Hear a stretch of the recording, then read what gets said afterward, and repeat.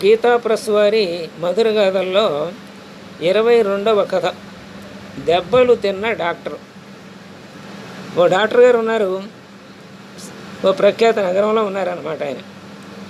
ఆయన దగ్గరికి రోగులు గుంపులు గుంపులుగా వస్తూ ఉంటారు, గుమికూడుతూ ఉంటారు. ఒకవేళ ఇంటికి రప్పించుకోవాలనుకుంటే ఆయనకు మరి ఎక్కువ ఫీజు చెల్లించాలి. ఆయనకు పేరు కూడా చాలా వచ్చింది. ఆయన దగ్గర మందు లేకుంటే ఆ మందు తీసుకుంటే చాలు, ఎలాంటి రోగమైనా నయమైపోతుందని ఒక నానుడి కూడా ఏర్పడింది అక్కడ. అందుచేత పేదవాడు ఎవరు పిలిచినా సరే డాక్టర్ గారు వెంటనే ఆయన తన టాంగా ఎక్కి రోగిని చూడటానికి వెళ్ళిపోయేవాడు. అంటే ఇంటికే వెళ్ళేవాడు అనమాట. అవసరమైతే పేదవాళ్ళ దగ్గర ఆయన డబ్బుని తీసుకునేవాడు కాదు, మందు ఇచ్చేవాడు.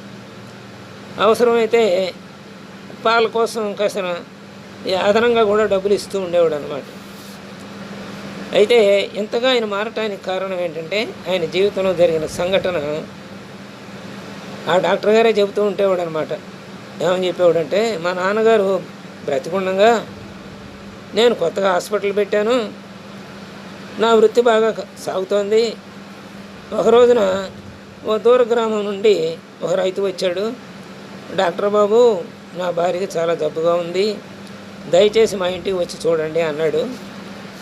అప్పుడు డాక్టర్ గారు ఏమన్నాడంటే, ఈ డాక్టర్ గారే, అంత దూరం నేను కనీసం 20 రూపాయలు ఇస్తే కానీ రాను అన్నాను.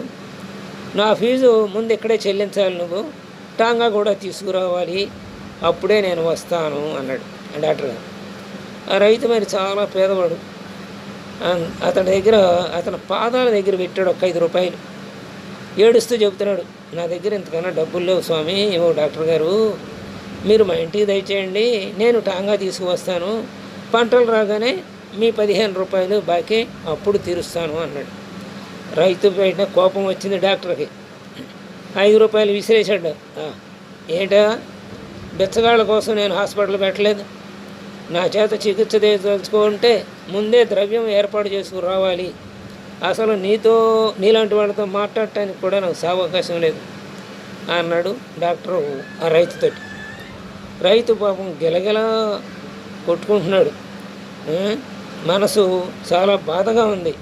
బాబు, డాక్టర్ బాబు, మా ఊళ్ళో ఎవరి దగ్గరైనా అప్పు తీసుకునైనా సరే నీకు ఆ డబ్బులు చెల్లిస్తాను, త్వరగా రండి, లేకపోతే నా భార్య చనిపోతుంది, పిల్లలందరూ అనాథలైపోతారు, నా కుటుంబం నాశనం అయిపోతుంది అని చెప్తున్నాడు బతిమాలుకుంటూ ఆ రైతు.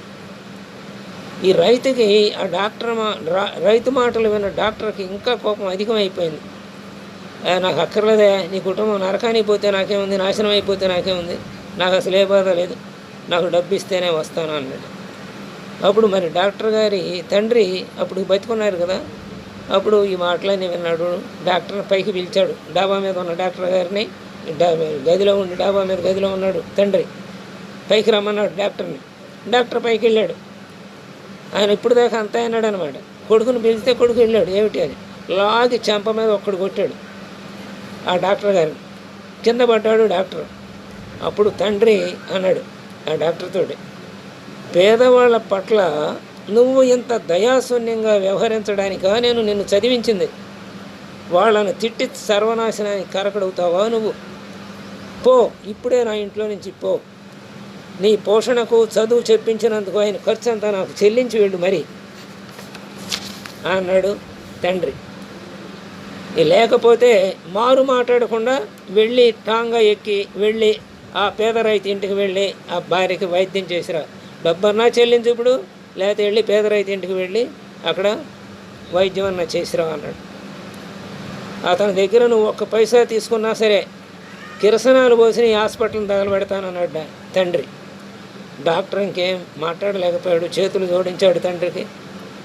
అప్పుడు తండ్రి కొద్దిగా శాంతించాడు.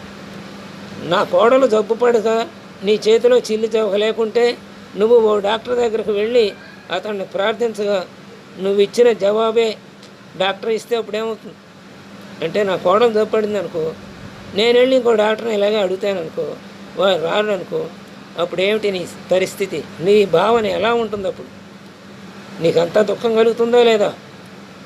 కాబట్టి నీకు ఆ సమయంలో ఆ స్థితిలో ఉంటే నీవు ఎలా ఆలోచిస్తావో ఆలోచించి పని చేయి అన్నాడు. కాబట్టి ఎదటివారి బాధ అర్థం చేసుకోవాలంటే మనం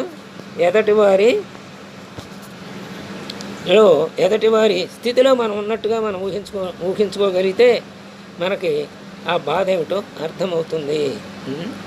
కాబట్టి అప్పుడు మనం సరిగా నిర్ణయం తీసుకుంటాము, ధర్మబద్ధమైన నిర్ణయం తీసుకుంటాము.